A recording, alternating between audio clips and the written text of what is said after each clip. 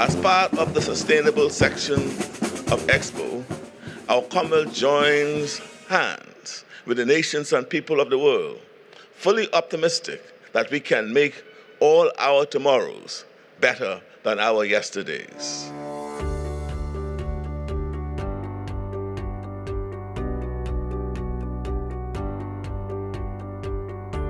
The Bahamas is basically in the sustainability, and it's all about economics, it's all about the environmental, and also it's about people, it's about the culture. And this is what it's all about, connecting all minds with knowledge and information for a brighter future.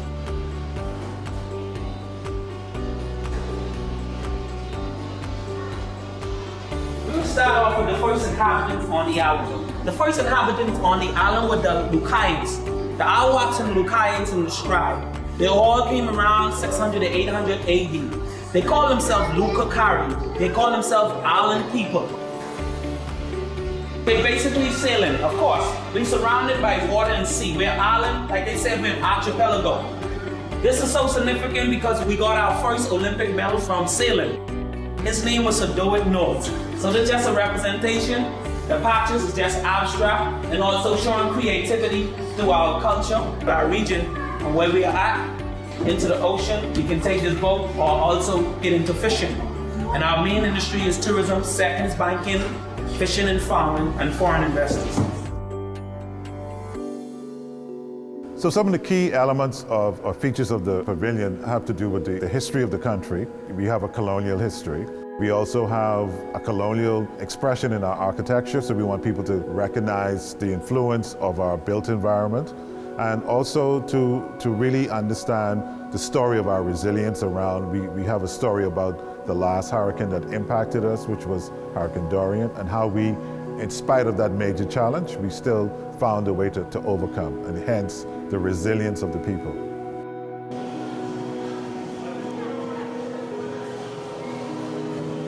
The aquamarine represents the sky and the sea, the gold represents the sun and the sun, and the black represents the unity and strength of our nation.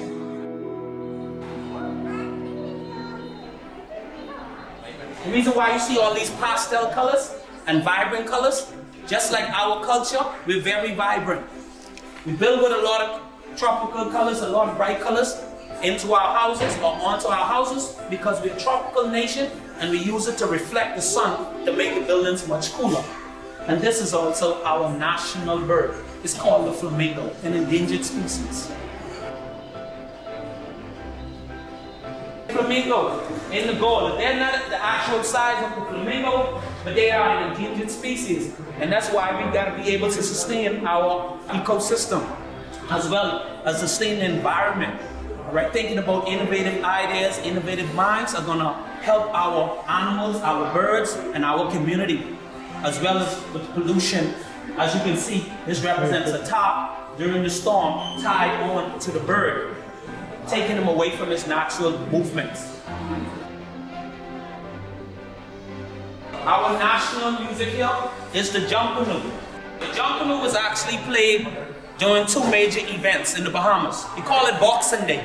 Boxing Day was basically a British rule.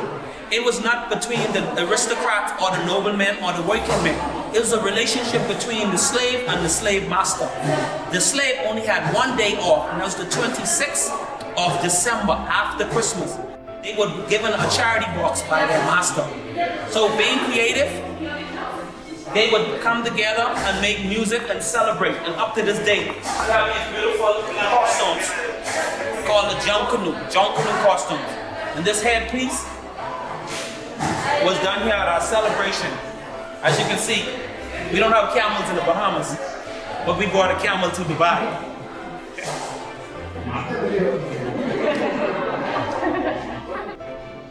Junkanoo is our national music. It touches your soul. Made out of crepe paper and cardboard, could talk through wires and hangers.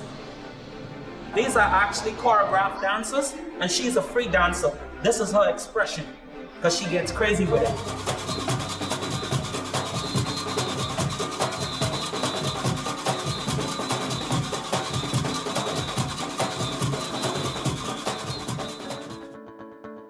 That is Papa or Daddy cutting a piece of lumber or wood, our natural wood, all right, the mahogany bar. Then you get Grammy probably working in the field, smoking on a pipe with the tobacco leaf. They can dry up and use. And then back in the 1700s, we used to dig underneath water. In the Bahamas, you could go 6 feet. Nassau is 6 feet above sea level. Anything below 6 feet, you normally would find water. So we have wells. So you go low, and that's how they used to fetch waters from the well. And these are pail buckets. And you would drop it with a string and pull up the water. And an abstract painting of the conch salad with the bell peppers, the onions, the conch, and so forth, tomato, over some citrus and limes. It's a delicacy in the Bahamas. After you finish with the conch, they would crack it over the shell and they would toss it on the side. Most natives would come, clean up the shell and sell it. Some people would cut it up through a machinery and make jewelry and art. This bag is actually made with a conch shell cut up with jewelry pieces and so forth. As you can see, the natural beauty of this bag, our local bamboo cane, as well as the thatched palms, plaited, put together, and the conch shell. One of the hardest minerals in the entire world is the conch shell. Like I said, you can find these at the beach. One man's junk, another man's treasure. Okay? The thatched palm is basically what we find on the trees. We have several different types of palms in the Bahamas.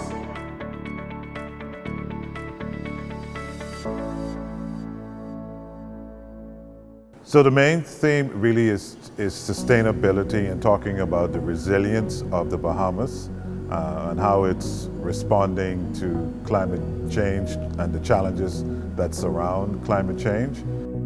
It's also important for people to also understand the impact that climate change is having on small island nations and to make people aware, because we really do not contribute significantly to global warming, but yet we are adversely impacted by global warming. So the message really is be sensitive to your behavior, meaning as a country that may even be a significant emitter of global carbons into the environment, that has a significant impact on countries that don't even contribute to the whole impact of global warming. And so the message is be sensitive to your own development and how it's impacting the development or the ability of other countries to develop.